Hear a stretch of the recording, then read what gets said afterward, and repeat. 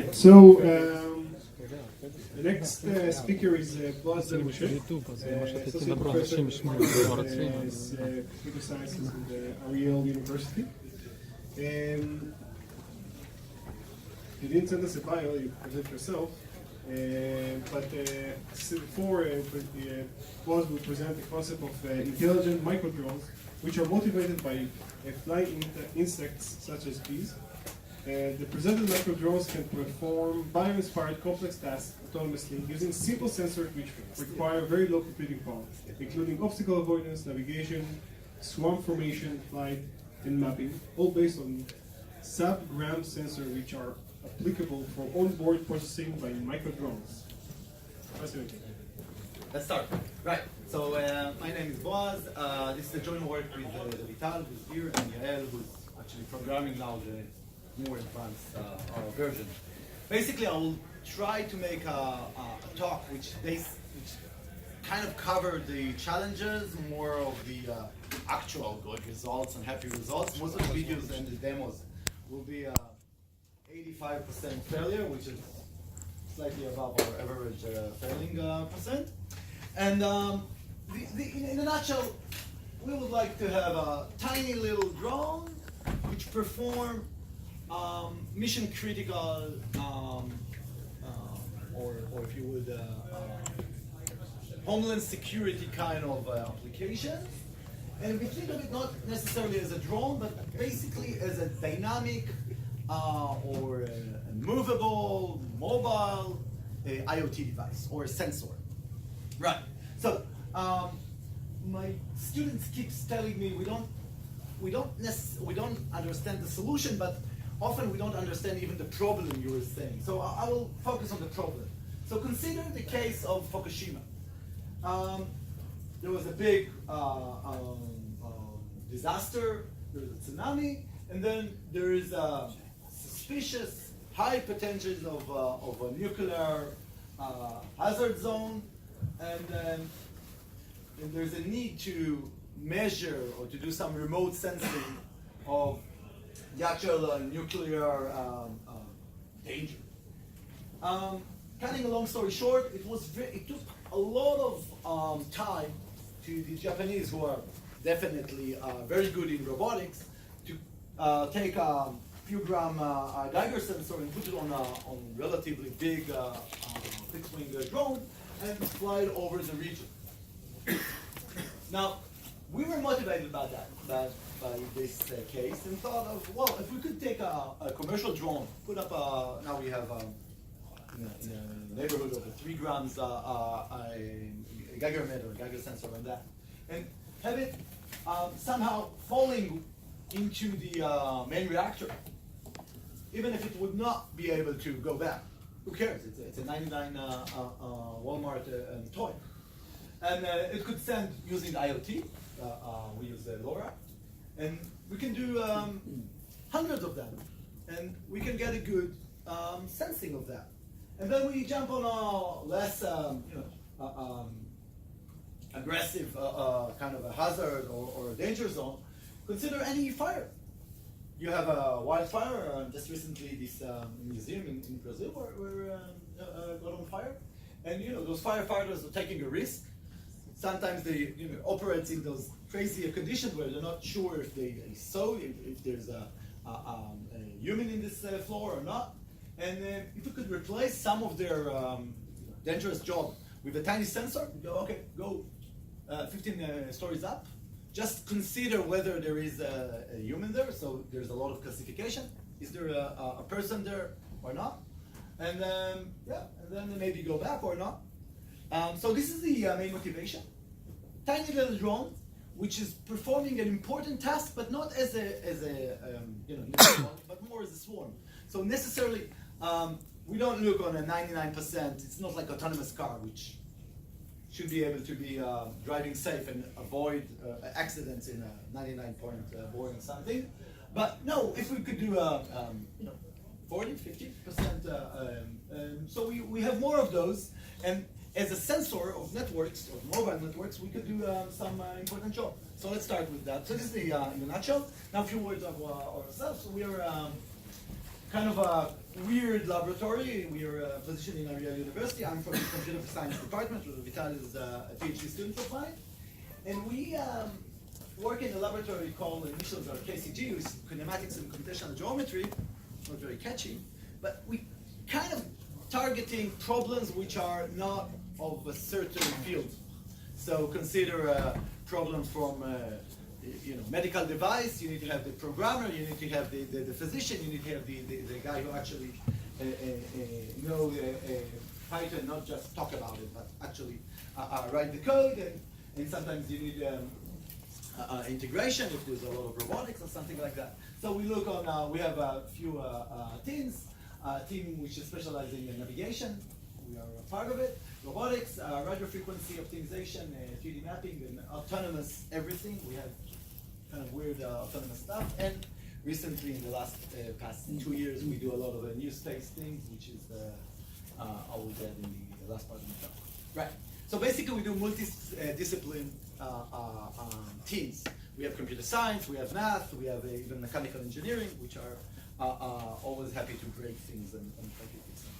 About 15 graduate students and a few engineers who don't want to join the high-tech industry, but they rather do those kind of things and having just a percentage of the salary from the high-tech.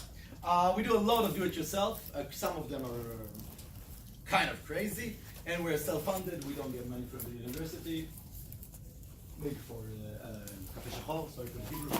But other than that, we don't get money. We're proud of it. Right. So basically, our field of interest are navigation, indoor navigation, mix of indoor and outdoor navigation, urban canyons. We are expert in GNSS. We do everything, multi-channels. We do a lot of sensor fusion, mostly particle filters. Implement particle filters these days on any ARM Cortex, even very low power computers or embedded devices. We do a lot of indoor optic navigation or flow, and we take all the robotic field, mostly small things, but sometimes we also do off-road full scale. And as I mentioned, in the last 2 years, we are playing a lot with Pico satellite, with New Space. We're currently building in our lab a Pico satellite, which is an Apple-sized satellite, sub-kilo satellite, which is supposed to do very, very high-speed communication using laser communication. Right, but this is out of the, maybe next time. Right, so what is a quadcopter? So quadcopter is something with 4 motors. It has its energy disaster. So you see on the YouTube, someone flies that for forever, and the other guy flies for 4 weeks. Basically, it flies very, very little. It weighs as a swift bird, if in Hebrew, snonit. But a swift bird can do easily 6 months in air. It sleeps in the air. It flies little mosquitoes. It eats little mosquitoes, and it constantly flies in the air. We push it to the maximum. We do 10 minutes, 30 minutes. Basically, that's it. So what's the limit? Hour? Yeah, basically, it's inefficient energy-wise. So yeah, I've seen. We do a lot of trying to push the limit so it flies more, but in general, if you take a low-cost $99 drone and you try to fly it, it flies for 10 minutes or 15 minutes, depends on how you push it.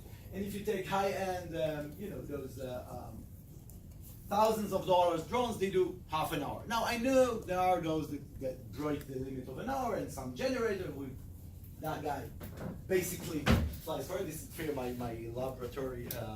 Not engineer, he's a self-taught autodidact, but he's very, very good in drones. So yeah, you can push it, but basically they are inefficient, crazily inefficient. So you should consider that if you can do a task in 30 minutes, it's worth a way more than doing in 50% success. It's worth a way more than doing a task in 4 minutes in 99% success. because basically your battery limits you a lot. So there's a lot of issue about how much time it takes, right? So if someone is interested in a drone, here's a few tips. The DJI drones are amazing. They do amazing stuff in the neighborhood of $1,000 drones. The Mavic 2 is basically an amazing computing machine. I would love to explain how we do a lot of reverse engineering on DJI. This is amazing what they're doing there.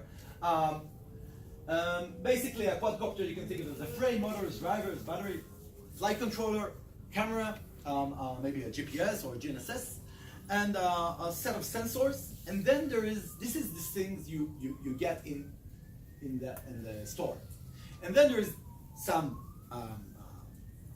smart sensing or smart computing, which basically called a companion computer. Companion computer is a nice name for an embedded Linux or a Raspberry Pi or your Android device or any type of Linux, light Linux you would think of. Some of them are actually implemented on the same board, some of not, but basically most of the work now is not building the plastic or the metal here, is doing the companion computer, the follow me, all those nice little things. Right.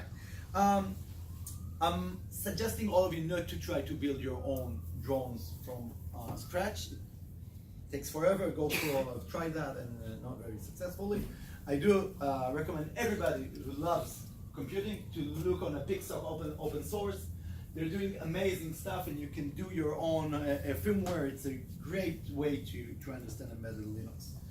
Okay, let's start. I've been talking a lot. Let's start by flying that thing so we would understand where we're going. So basically, I operate that. This is a 99.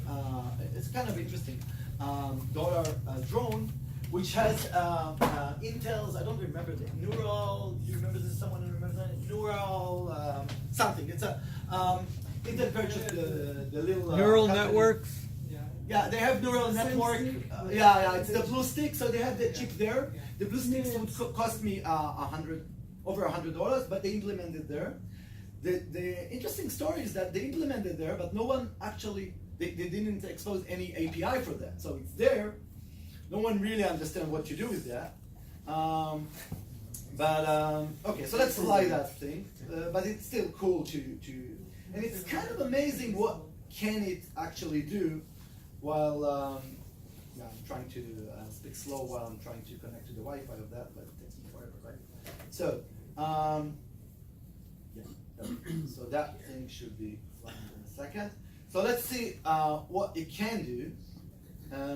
So let's start by making it fly. So I see the video. I don't think it's interesting of you to see the video. And right. So that was interesting. It took me twice. Say start and it says no, and then yes. So you should think of it as a router. So it hovers, but not very stable. Now let's see what happened now. So no reaction. Think of it. People who do computer graphics, people who do computer vision. This is interesting. It's somehow avoiding that movement. Well, not very good, but comparatively much better than a lot of military type drones I've seen. Right, so let's fly, let's do a video so we will have something. So let's fly forward. I'm the worst flyer ever. Let's fly forward. It flies. It hovers, it flies. Hopefully it goes back without me crashing into stuff. And you can, so they implemented some annoying tricks so that it can do flips. If I push the right button, it will it's okay. So I think it's a good, it can do flips and stuff like that. It could recognize my hand. So it asked me to confirm that it's doing a very dangerous hand landing, but once I put my hand, it recognizes it and it flows down. It's nothing I've implemented.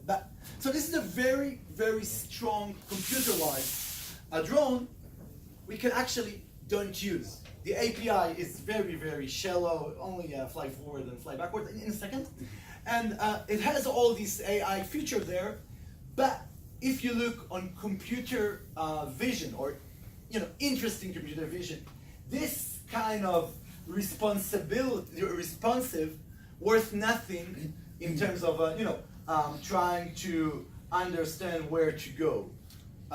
You could try to do that. It's very, very, very complicated. Just for a second, if I look upwards, so that is doing something, and when it flies, it's very, very hard to do serious visual navigation with that sort of camera. So although it has relatively high computing power, although it has an interesting sensors, and the company that built it and others have put a lot of effort on that, basically it stays a toy, and the open source smart AI or shallow learning or deep learning, whatever, are not actually addressing that. Although computing-wise, it has a lot of computing power. Which one is it? The last one? This is the TL. Yeah. If you want to get it, you can get it online. It's a Wi-Fi based. And there was a question on the back. Yeah, I was wondering if this thing can escape from my kitchen better than a fly. Right. So that is a very good question. I was not ordering that. We were strongly motivated by. Okay, this is me, and we were trying to do a fly-like reaction. So this thing supposed to, to have some kind of bio-motivated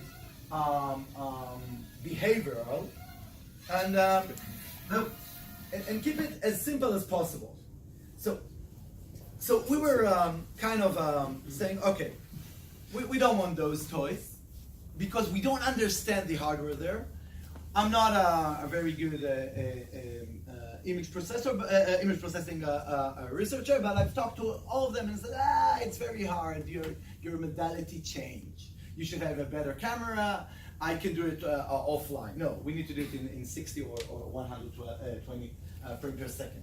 So we actually we took a different angle, and as we do in the university, we're not aiming into some kind of production.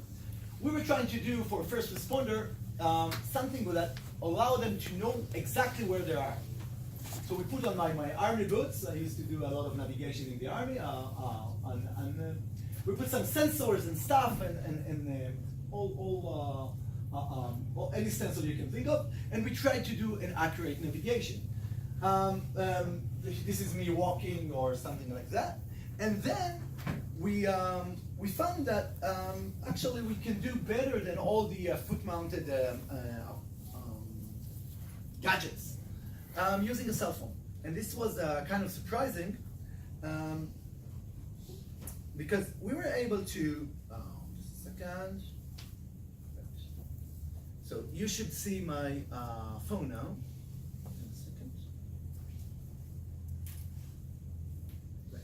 So, okay. So you should be seeing my phone. Yep.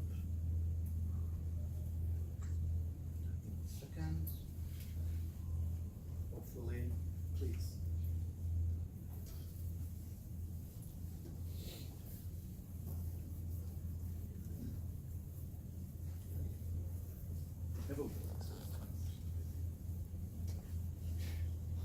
Yeah, something is happening there. Right. I think you see my phone, and okay. Let's do it in a few second demo. Okay, so we were able to do stuff like the following. I'll just demo a simple. This is me walking now, and you see there is a red line. Okay, so you think, maybe you're doing it wrongly, but when I'm circle, you see a circle. Okay, let's put the phone, let's put that white thing here, reset the phone, and start walking.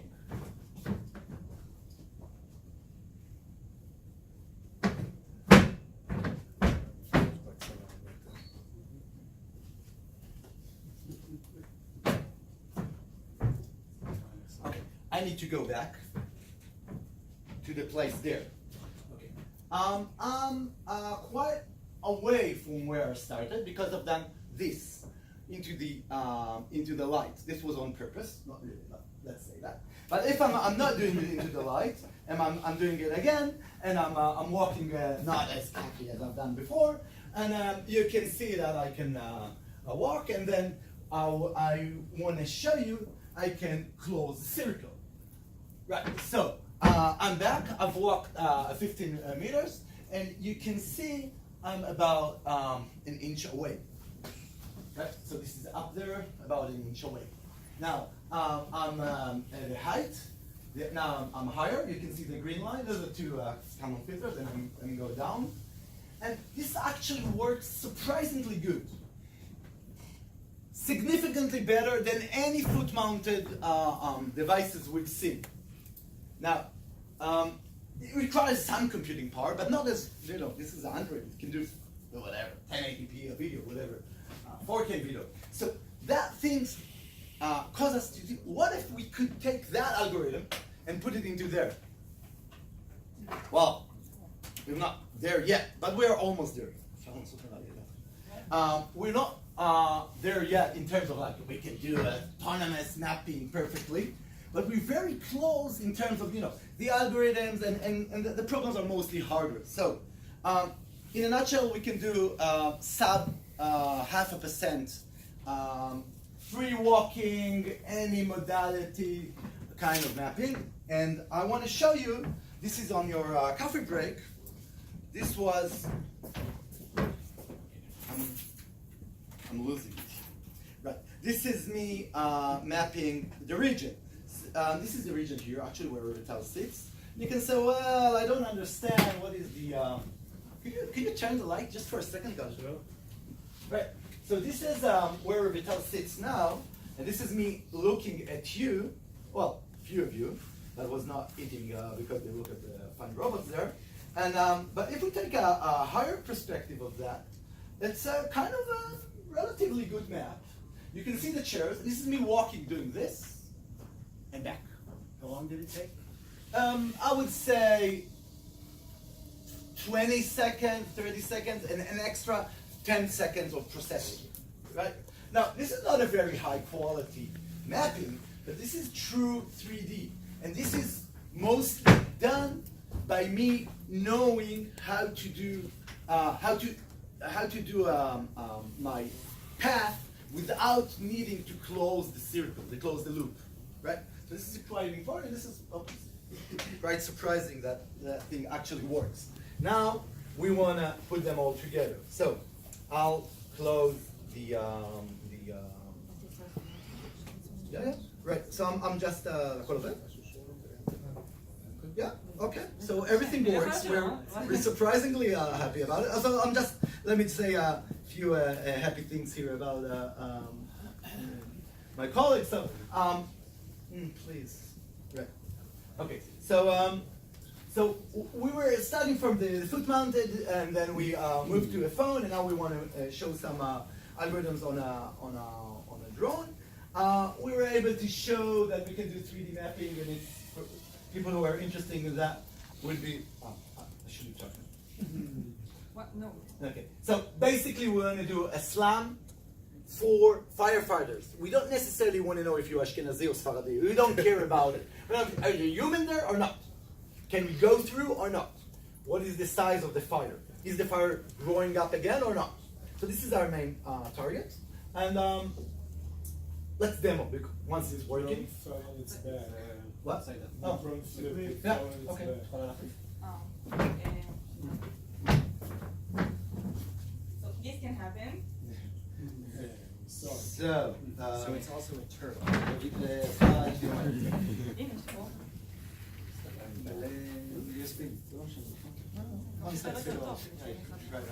Okay, so you're a magic.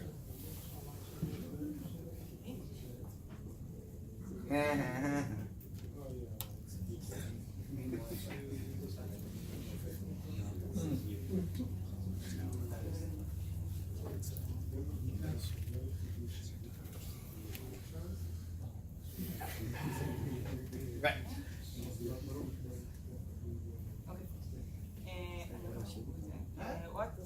What you're going to see is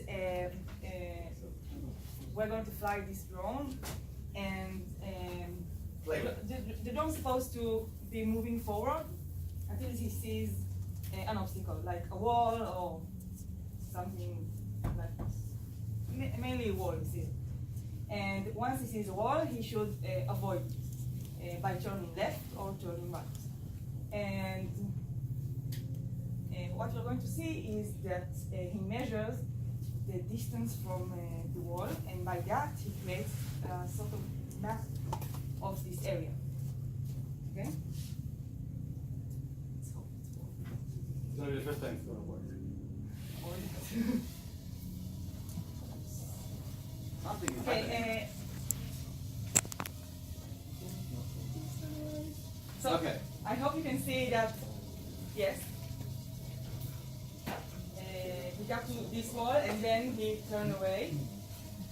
And now, actually, nothing bothers him, but he sees that, like you saw in the. I try to maintain a certain height, Yes. so let's try to be an obstacle. He skipped over the obstacles. Yes. Yeah. Okay, we need slow obstacles, please. Okay. All right. No, that was interesting. It's actually it's a feature. It's not a bag. No, it is a bag. It's a huge bag. So basically, that tiny thing has a camera here. This is not going to fly anymore now. You need to do the operation. You need to do the brain operation. Okay. So that thing has a tiny little camera, which basically a mouse camera, an optic flow, if It's a you will. work in progress. Yeah, it's a work in progress. And So make they're doing it way better than ours do. This is a tiny little camera, which basically counts pixels, multiplied by the height, and it knows how to map it. Now, for some reason, this non-reflective, no, it's not a matter of how smooth it is. There's not enough light. And you see it's doing that. Basically, it's losing the traction point. See the key points. It's flat. It's, No, it can do. no features. No features. Tell me, I know to do a flat. It's just a matter of the amount of light. Just a matter of amount of light. We need to change the firmware, the amount of light it's working. So basically, if any of you fly a drone at night, it's not doing not because it cannot detect features. There are actually amazing features here. I've tested it. There's enough. I'll be happy to show afterwards if you would. The KLT is working perfectly here. It's just a matter of the amount of light. And basically, the embedded Cortex M0 there is saying, I don't have light. I'm doing that. Right. There was a question there, sorry. Yes. Can they, with Yeah, let's that, do it again. If with there's that, time. don't they have drones those that are that have a night vision camera on it? Don't they have drones that have night vision on them? That have special cameras. Actually, these days we're using Samsung. Sorry for I'm not having any percentage in the Samsung company, but their cameras now are so good, so there's no issue.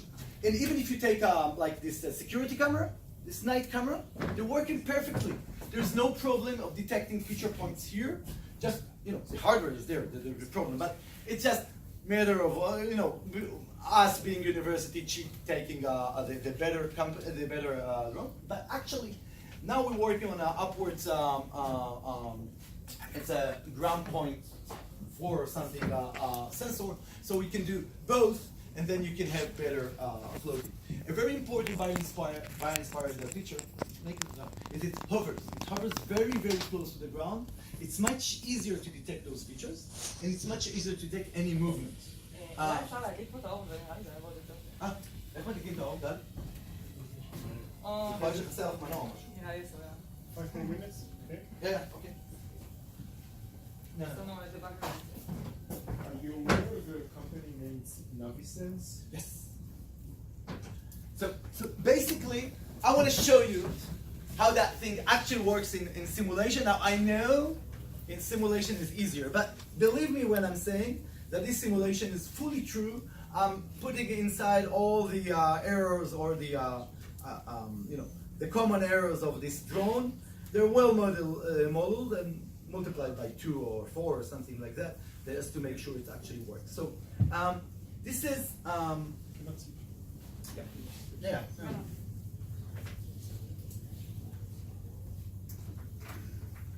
Okay, so this is really a work in progress. We're actually writing the paper now. But so this is a piece of code where we have a drone with a front-facing sensor. Now I'm asking the drone, well, it would be nice to start in some sort of algorithm number one, and basically it has three sensors. The company that actually implemented for ourselves, it's a fun story. We were asking them to implement a front-facing sensor and sideways, like 45 degrees or 60 degrees or whatever.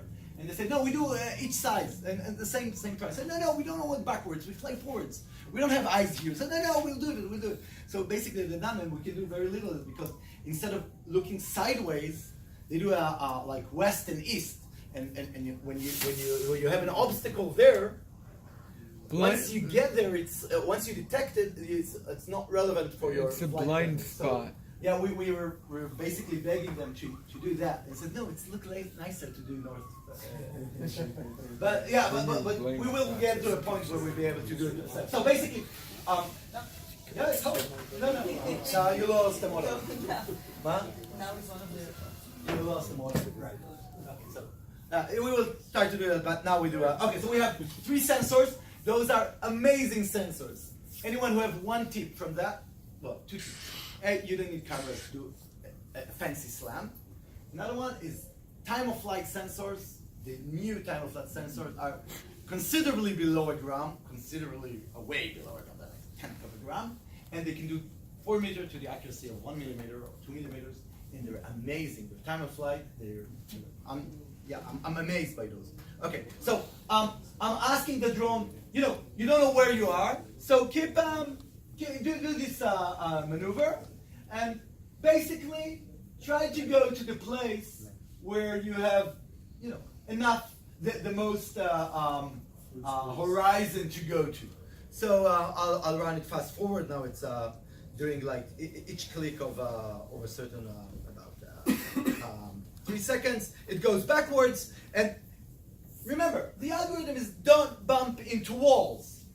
Now I'm pushing it, and after about say 2 minutes, we're already having this map. Now, this kind of a maze, this is 4 minutes, and we are close to get out of a battery, but, okay, so this kind of a maze, the entire, the width of that maze is a sub-meter, between half a meter and a meter. The yellow dots are the slam graph, to anyone who understands slam, this is the slam graph. And this has been implemented on the Cortex M3 in real time, using 3 single-point sensors and a mouse, if you will, optical flow downwards, flying on the height of 1 meter or half a meter. That's it. That thing is surprisingly working well, and the idea is that now if the battery is low and you want to do a boomerang back, then you have the slam graph to do the way back. This is actually something we are currently implemented. The firmware on the Cortex M3, I'm a horrible C++ programmer, but luckily I have a good help of better programmers than I. And this is something which is surprisingly simple, because in a nutshell, it's doing the following. Okay, I'm a dangerous land. I'm a kind of a dangerous. Get away from me, as you've seen here. I have a lot of space to go, fly there. And I can talk a lot about the dynamics. It's kind of a boring, and it's more of a mechanics. But in a nutshell, that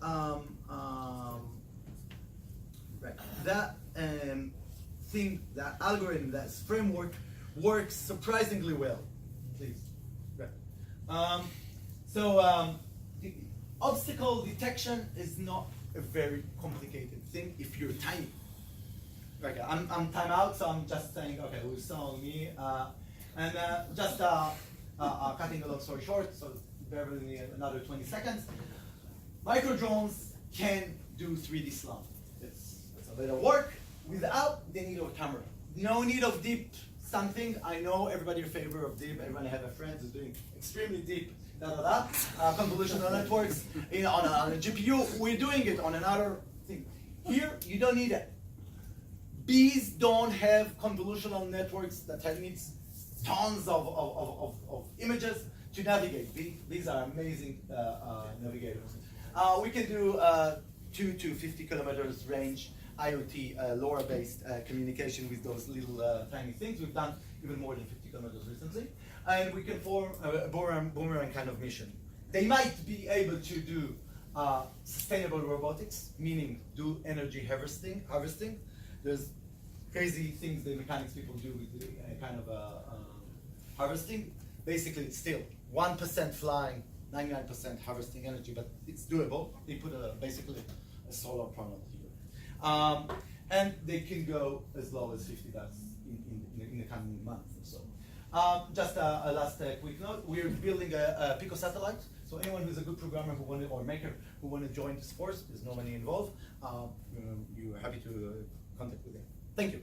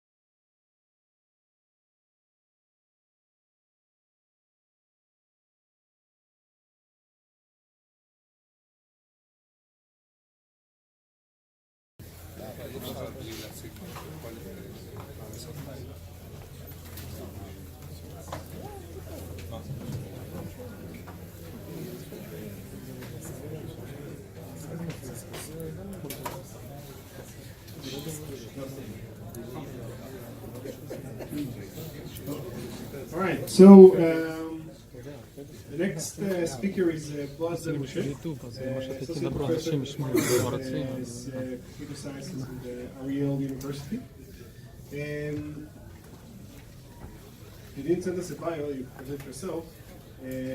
But before Boaz will present the concept of intelligent micro-drones, which are motivated by flying insects such as bees. The presented micro-drones can perform bio-inspired complex tasks autonomously using simple sensors which require very low computing power, including obstacle avoidance, navigation, swarm formation, flight, and mapping, all based on sub-gram sensors which are applicable for onboard processing by micro-drones. Fascinating. Let's start. Right. So my name is Boaz. This is a joint work with Vital, who's here, and Yael, who's actually programming now the more advanced version. Basically, I will try to make a talk which kind of cover the challenges, more of the actual good results and happy results. Most of the videos and the demos will be 85% failure, which is slightly above our average failing percent. And in a nutshell, we would like to have a tiny little drone which perform mission critical,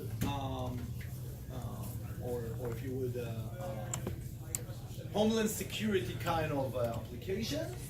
And we think of it not necessarily as a drone, but basically as a dynamic or a movable, mobile IoT device or a sensor.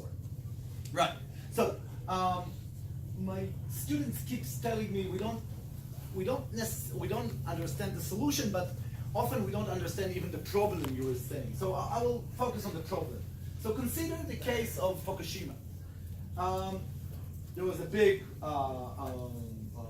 disaster, there was a tsunami, and then there is a suspicious high potential of a nuclear hazard zone, and then there's a need to measure or to do some remote sensing of the actual nuclear danger. Cutting a long story short, it took a lot of time to the Japanese, who are definitely very good in robotics, to take a few gram Geiger sensor and put it on a relatively big fixed-wing drone and fly it over the region. Now, we were motivated by this case and thought of, well, if we could take a commercial drone, put up now we have in a neighborhood of 3 grams Geiger meter, Geiger sensor on that, and have it somehow falling into the main reactor, even if it would not be able to go back. Who cares? It's a 99 Walmart toy. And it could send using IoT. We use LoRa. And we can do hundreds of them. And we can get a good sensing of that. And then we jump on a less aggressive kind of a hazard or a danger zone. Consider any fire. You have a wildfire. Just recently, this museum in Brazil got on fire. And those firefighters are taking a risk. Sometimes they operate in those crazy conditions where they're not sure if if there's a human in this floor or not. And if we could replace some of their dangerous job with a tiny sensor, you go, okay, go 15 stories up. Just consider whether there is a human there. So there's a lot of classification. Is there a person there or not? And and then maybe go back or not. So this is the main motivation. Tiny little drone, which is performing an important task, but not as a but more as a swarm. So necessarily, we don't look on a 99%. It's not like autonomous car, which should be able to be driving safe and avoid accidents in a 99-point boring or something. But no, if we could do 40, 50%, so we have more of those. And as a sensor of networks, of mobile networks, we could do some important job. So let's start with that. So this is in a nutshell. Now a few words of ourselves. So we are kind of a weird laboratory. We are positioned in Ariel University. I'm from the computer science department. Vital is a PhD student of mine. And we work in a laboratory called initials are KCG, which is kinematics and computational geometry.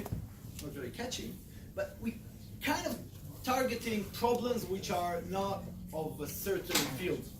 So consider problems from medical device. You need to have the programmer, you need to have the physician, you need to have the guy who actually know Python, not just talk about it, but actually write the code. And sometimes you need integration if there's a lot of robotics or something like that. So we look on, we have a few teams. A team which is specializing in navigation, we are a part of it. Robotics, radio frequency optimization, 3D mapping, and autonomous everything. We have kind of weird autonomous stuff. And recently, in the past 2 years, we do a lot of new space things, which is I will get in the last part of the talk. Right. So basically, we do multi-discipline teams. We have computer science, we have math, we have even mechanical engineering, which are always happy to break things and try to fix them. About 15 graduate students and a few engineers who don't want to join the high-tech industry, but they rather do those kind of things and having just a percentage of the salary from the high-tech. We do a lot of do-it-yourself. Some of them are kind of crazy, and we're self-funded. We don't get money from the university. Maybe for Cafe Shachor, sorry for the Hebrew. But other than that, we don't get money. We're proud of it. Right. So basically, our field of interest are navigation, indoor navigation, mix of indoor and outdoor navigation, urban canyons. We are expert in GNSS. We do everything, multi-channels. We do a lot of sensor fusion, mostly particle filters. Implement particle filters these days on any ARM Cortex, even very low power computers or embedded devices.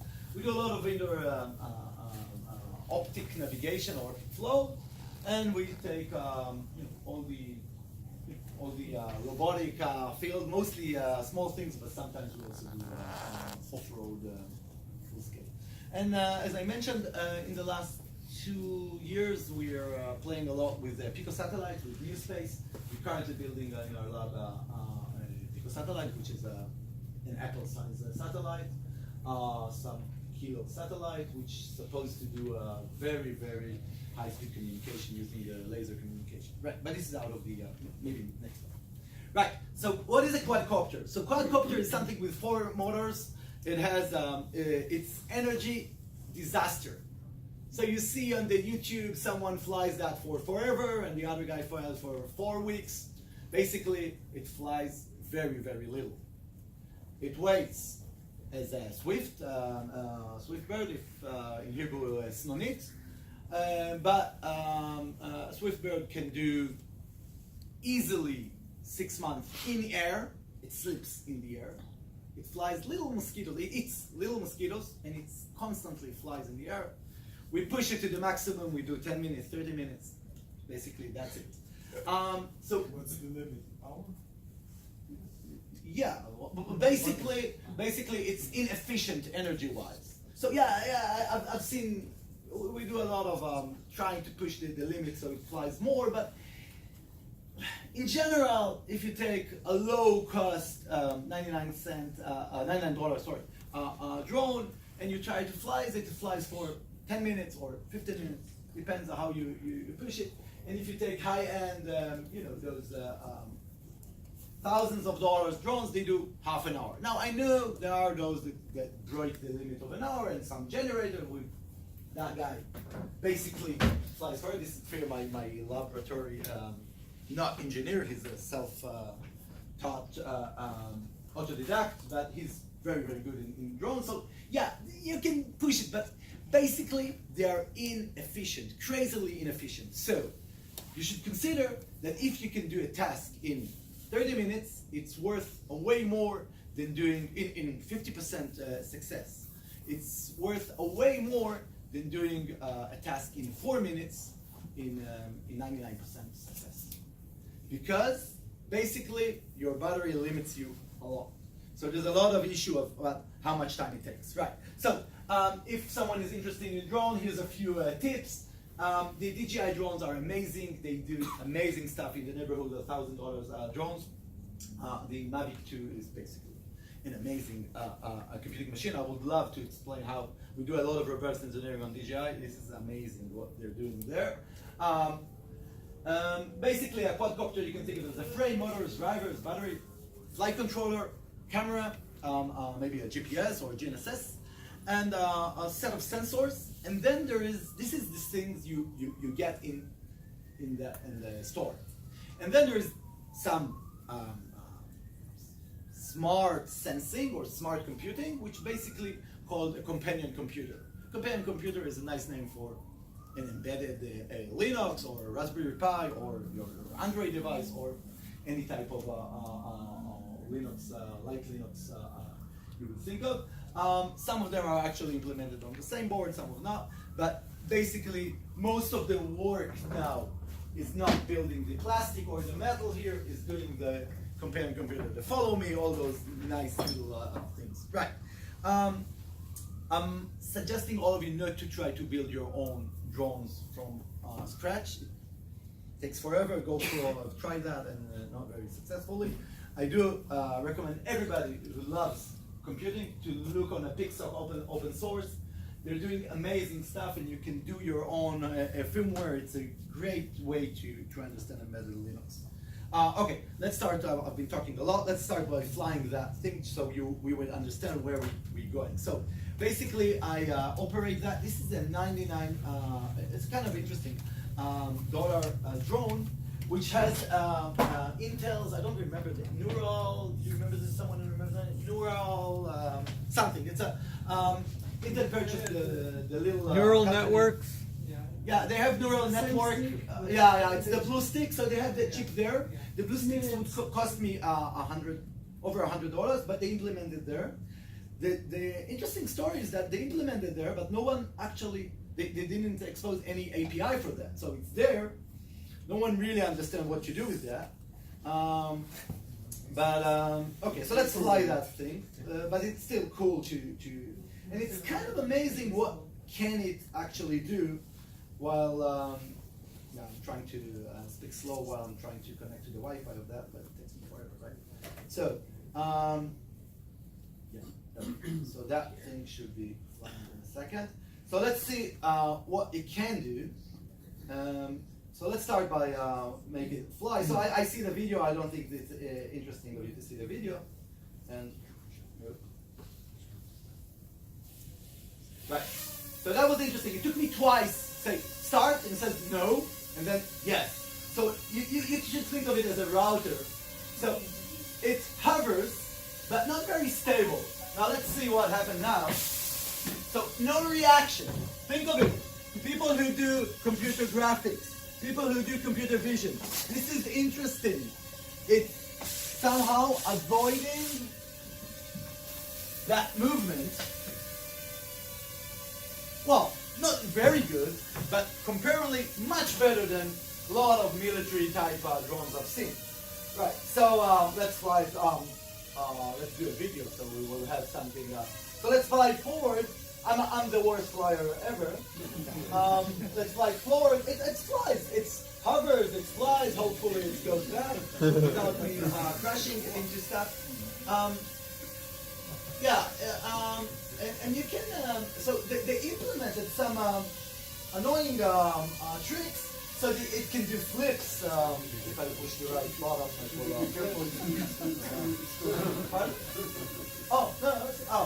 it's okay. So I think it's a good, it can do flips and stuff like that. It could recognize my hand. So it asked me to confirm that it's doing a very dangerous hand landing, but once I put my hand, it recognizes it and it flows down. It's nothing I've implemented. So this is a very, very strong computer-wise drone we can actually don't use. The API is very, very shallow, only fly forward and fly backward in a second. And it has all these AI feature there, but if you look on computer vision or interesting computer vision, this kind of responsive, worth nothing in terms of trying to understand where to go. You could try to do that. It's very, very, very complicated. Just for a second, if I look upwards, so that is doing something, and when it flies, it's very, very hard to do serious visual navigation with that sort of camera. So although it has relatively high computing power, although it has an interesting sensors, and the company that built it and others have put a lot of effort on that. Basically, it stays a toy, and the open source smart AI or shallow learning or deep learning, whatever, are not actually addressing that. Although computing-wise, it has a lot of computing power. Which one is it? The last one? This is the TEL. Yeah. If you want to get it, you can get it online. It's a Wi-Fi based. And there was a question on the back. Yeah, I was wondering if this thing can escape from my kitchen better than a fly. Right. So that is a very good question. I was not ordering that. We were strongly motivated by. Okay, this is me, and we were trying to do a fly-like reaction. So this thing supposed to, to have some kind of bio-motivated behavioral, and keep it as simple as possible. So we were kind of saying, okay, we don't want those toys because we don't understand the hardware there. I'm not a very good image processing researcher, but I've talked to all of them and said, it's very hard. Your modality change. You should have a better camera. I can do it offline. No, we need to do it in 60 or 120 frames per second. So we actually we took a different angle, and as we do in the university, we're not aiming into some kind of production. We were trying to do for a first responder something that allow them to know exactly where they are. So we put on my army boots. I used to do a lot of navigation in the army, and we put some sensors and stuff, and any sensor you can think of, and we tried to do an accurate navigation. This is me walking or something like that, and then we found that actually we can do better than all the foot-mounted gadgets using a cell phone. And this was kind of surprising because we were able to. Just a second. So you should see my phone now. One second. Right. So. Okay. So you should be seeing my phone. Yep. One second. Hopefully, please.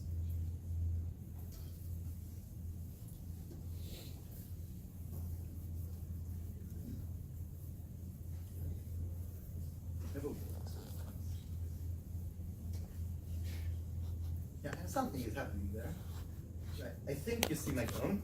And okay, let's do it in a few second demo. Okay, so we were able to do stuff like the following. I'll just demo a simple. This is me walking now, and you see there is a red line. Okay, so you think, maybe you're doing it wrongly, but when I'm circle, you see a circle. Okay, let's put the phone, let's put that white thing here, reset the phone, and start walking.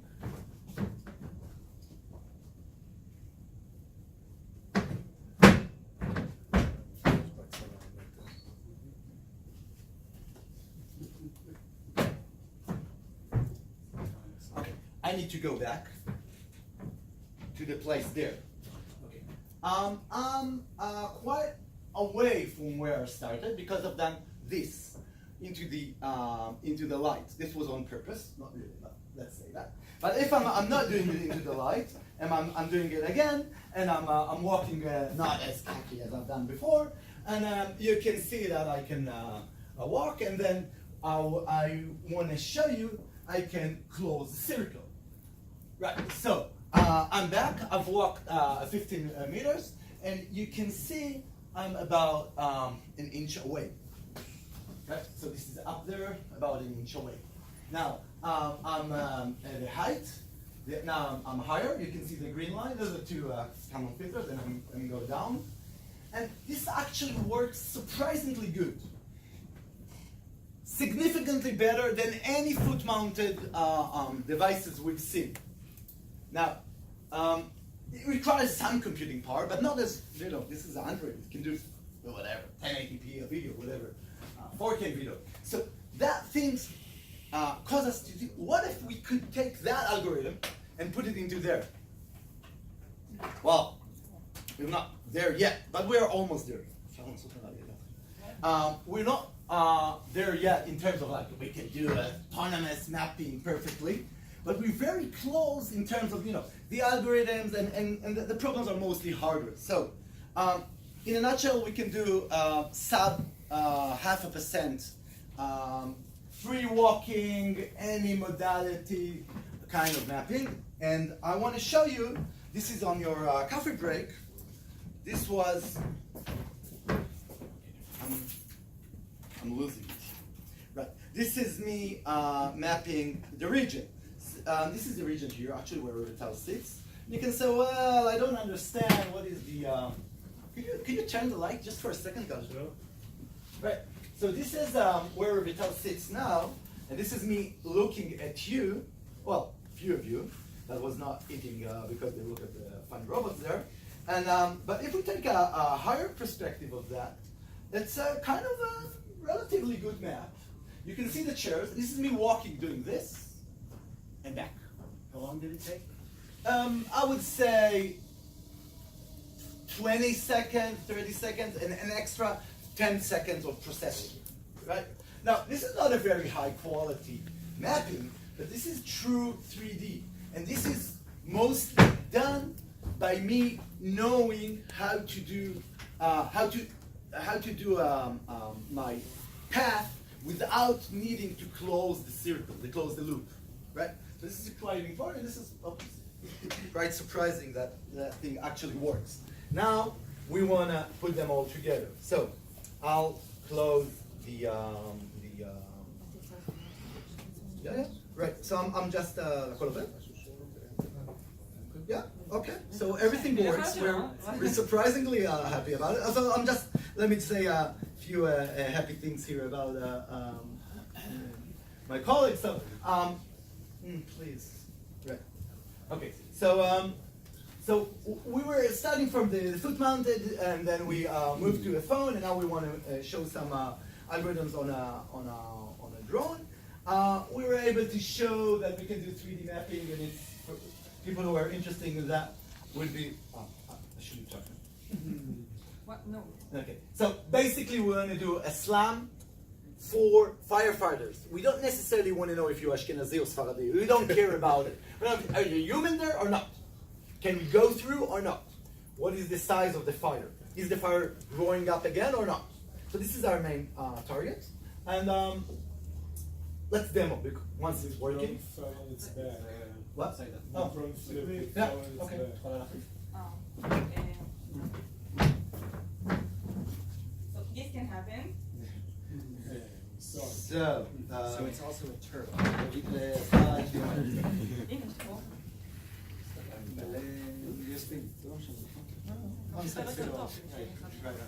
Okay, so do your magic.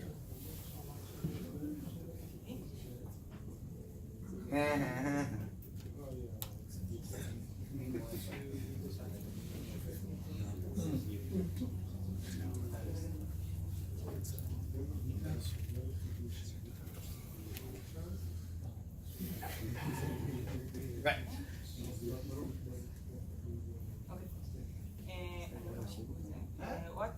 What you're going to see is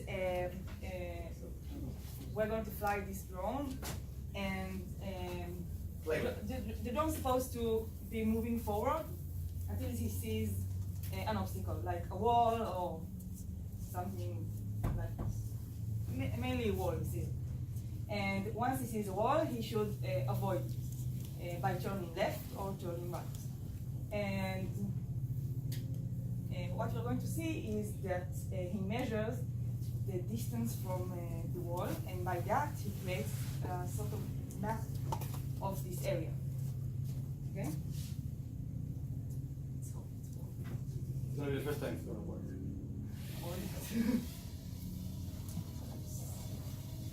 Okay. So Okay. I hope you can see that. Yes. He got to this wall and then he turned away, and now actually nothing bothers him, but he sees that, like you saw in the I try to maintain a certain height. Yes. So let's try to be an obstacle. He skipped over the obstacles. Yes. Yeah. Okay, we need slow obstacles, please. All right. So that was interesting. It's actually it's a feature. It's not a bag. No, it is a bag. It's a huge bag. So basically, that tiny thing has a camera here. This is not going to fly anymore now. You need to do an operation. You need to do a brain operation. Okay. So that thing has a tiny little camera, which basically a mouse camera, an optic flow, if you Work will. in progress. Yeah, it's a work in progress. And So make they're doing it way better than ours. This is a tiny little camera, which basically counts pixels, multiplied by the height, and it knows how to map it. Now, for some reason, this non-reflective, no, it's not a matter of how smooth it is. There's not enough light. And you see it's doing that. Basically, it's losing the traction point. The key points, it's flat. It's, No, it can do. no features. No features. Timmy, I know to do a flat. It's just a matter of the amount of light. Just a matter of amount of light. We need to change the firmware, the amount of light it's working. So basically, if any of you fly a drone at night, it's not doing. Not because it cannot detect features. There are actually amazing features here. I've tested it. There's enough. I'll be happy to show afterwards if you would. The KLT is working perfectly here. It's just a matter of the amount of light. And basically, the embedded Cortex M0 there is saying, I don't have light, I'm doing that. Right, there was a question there, sorry? Yes. Can they, with Yeah, that's that, it again. If with it's the time- don't they have drones those that are that have a night vision camera on it don't they have drones that have night vision on them, that have special cameras? Actually, these days, we're using Samsung. Sorry for I'm not having any percentage in the Samsung company, but their cameras now are so good, so there's no issue. And even if you take like this security camera, this night camera, they're working perfectly. There's no problem of detecting feature points here. Just the hardware is there, the problem, but it's just matter of us being university cheap taking the better drone. But actually, now we're working on an upwards. It's a ground point 4 or something sensor, so we can do both, and then you can have better floating. A very important bio-inspired feature is it hovers. It hovers very, very close to the ground. It's much easier to detect those features, and it's much easier to detect any movement. אולי אפשר להדליק פה את האור, זה נראה לי זה יעבוד יותר. איך מדליקים את האור, גל? או, יכול להיות שחסר לך מנוע או משהו. נראה לי סבבה. 5-10 minutes? Okay. Yeah, okay. יש לנו איזה באג. Are you aware of a company named Navisense? Yes. So basically, I want to show you how that thing actually works in simulation. Now I know in simulation is easier, but believe me when I'm saying that this simulation is fully true. I'm putting inside all the errors or the common errors of this drone. They're well modeled and multiplied by 2 or 4 or something like that, just to make sure it actually works. So this is yeah.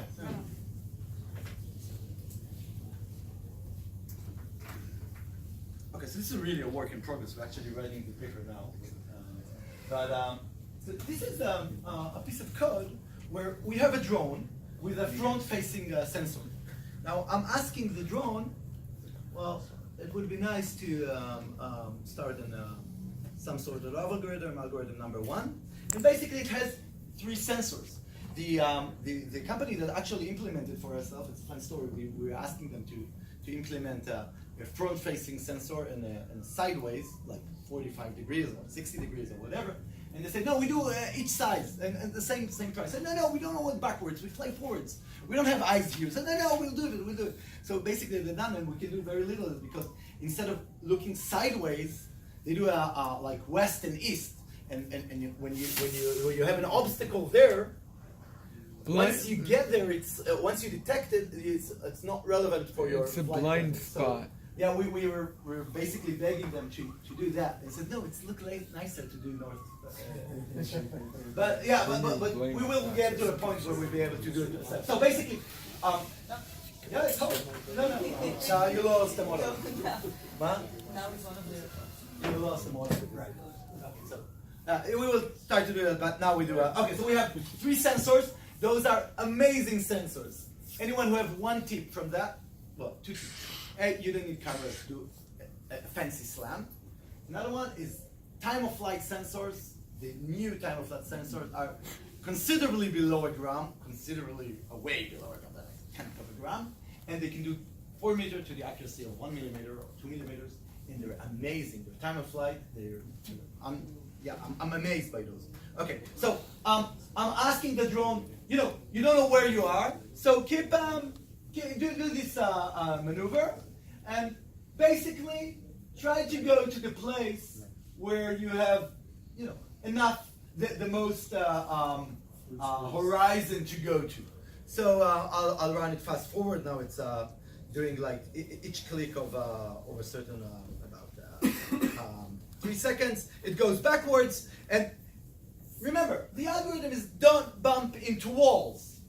Now I'm pushing it, and after about say 2 minutes, we're already having this map. Now this kind of a maze. This is 4 minutes, and we are close to get out of a battery. But okay, so this kind of a maze, the entire the width of that maze is a sub-meter, between half a meter and a meter. The yellow dots are the slam graph. To anyone who understands slam, this is the slam graph. And this has been implemented on the Cortex M3 in real time, using 3 single-point sensors and a mouse, if you will, optical flow downwards, flying on the height of 1 meter or half a meter. That's it. That thing is surprisingly working well. And the idea is that now if the battery is low and you want to do a boomerang back, then you have the slam graph to do the way back. This is actually something we are currently implemented. The firmware on the Cortex M3, I'm a horrible C++ programmer, but luckily I have a good help of better programmers than I am. And this is something which is surprisingly simple, because in a nutshell, it's doing the following. Okay, I'm a dangerous land. I'm a kind of a dangerous. Get away from me, as you've seen here. I have a lot of space to go, fly there. And I can talk a lot about the dynamics. It's kind of a boring, and it's more of a mechanics. But in a nutshell, that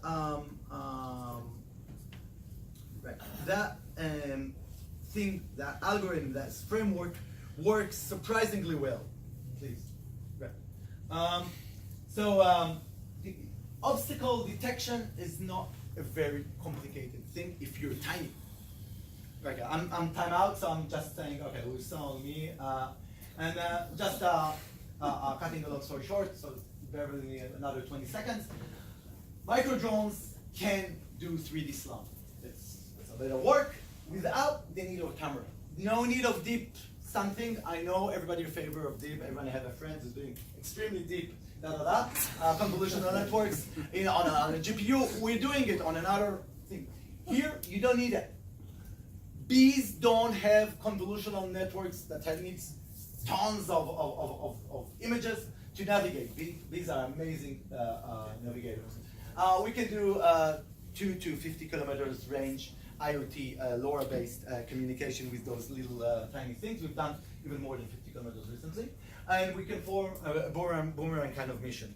They might be able to do sustainable robotics, meaning do energy harvesting. There's crazy things the mechanics people do with the kind of harvesting. Basically, still 1% flying, 99% harvesting energy, but it's doable. They put basically a solar panel here, and they can go as low as 50 watts in the coming month or so. Just a last quick note: we're building a Pico satellite. So anyone who's a good programmer or maker who want to join this course, there's no money involved. You're happy to contact with them. Thank you.